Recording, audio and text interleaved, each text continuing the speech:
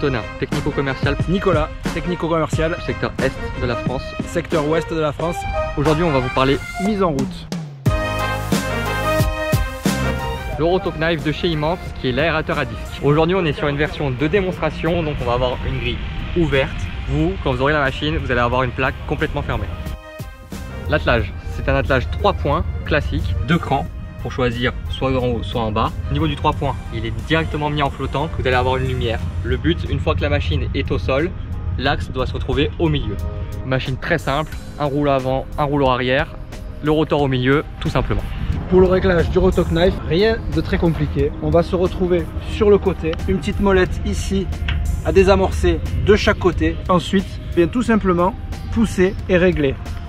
À l'intérieur, 3 rotors. R5, le rotor avec 5 disques, soit en position 30 mm, 60, 80 ou 100 mm. R15, le rotor avec 15 disques, soit à 60 mm de profondeur, 40 ou 20.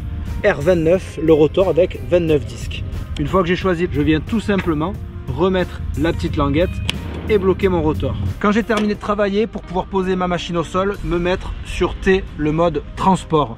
Vous travaillez évidemment toujours de façon linéaire, ne faites pas de virage avec. Le but, c'est de travailler rapidement, vitesse maximale d'utilisation, 15-20 km/h. Un terrain se fait à peu près en 1h30. En ce qui concerne le SAV, l'entretien, la maintenance de la machine, à nettoyer par le dessous avec un petit jet d'eau, à la différence d'autres machines qui vont être à couteau, vont devoir rentrer, ressortir dans le sol et s'user. Le fait que ce soit un aérateur linéaire, peu d'usure. En moyenne, vous allez peut-être changer les grands disques tous les 10 ans et les petits disques quasiment jamais. Comme pour toutes les machines Immense, le gros avantage, ça va être au niveau des graissages. Ils sont scellés à vie, donc aucun graissage à faire.